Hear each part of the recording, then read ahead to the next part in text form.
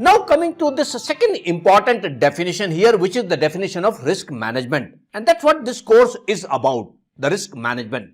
So here is the definition of risk management, which is the coordinated activities to direct and control an organization with regard to risk. And this is, so definitions provided by ISO 31000 2018 version. So if I say this definition in simple terms, risk management is basically how do you manage your risk? How do you direct? How do you control your risk? That's what risk management is. In addition to this official definition, I have the second definition also in this page, which is the definition given on Wikipedia. This is a long definition.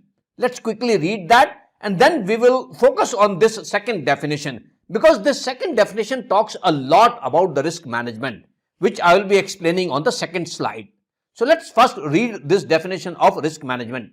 So risk management is the identification, evaluation and prioritization of risks, positive and negative, followed by coordinated and economical application of resources to minimize, monitor and control the probability and or impact of unfortunate events or to maximize the realization of opportunities. It's a long definition. It's a complicated definition. So what I've done is, on the next slide, I've split this definition. That will make things much clearer, and that will also give you a high level overview of the risk management process. So this definition has a lot of information in this.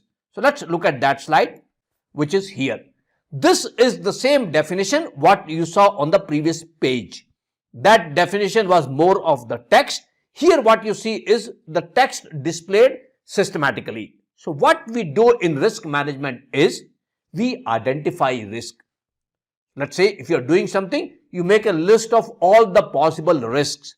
And previously when I was talking about risk, I did talk about an example of going from my home to my office. So what all possible risks are there? So you identify those risks.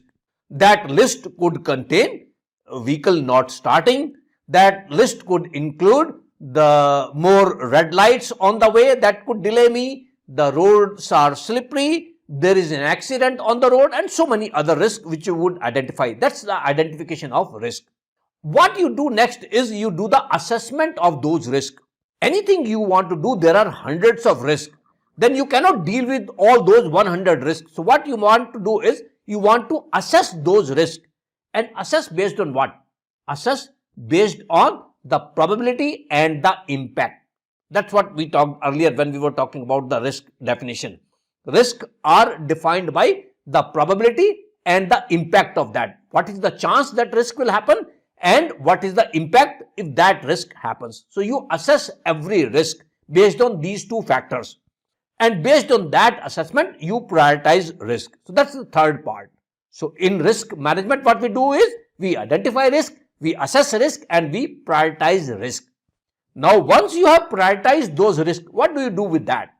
Let's say one risk which is a high priority risk is, let's say the roads are slippery, because on that particular day or the place where I stay, there is a lot of snowfall. So roads are many times slippery. So let's say that is one risk I have identified as the priority risk. Now what do I do with that? The next step after that is put some resources on that. So now what I do with that resource, whatever I put on those prioritized risk. To understand that, let's understand that the risk could be positive or a risk could be negative. The impact of risk could be negative. So if the impact of the risk is negative, then what you need to do is you need to change the probability or impact of those events. Either you reduce the probability or you reduce the impact or you reduce both of these. So what you could do is you could minimize, monitor and control all the negative risk. You want to minimize the impact of those, you want to monitor that the impact is still less and you want to control that. That's for the negative risk.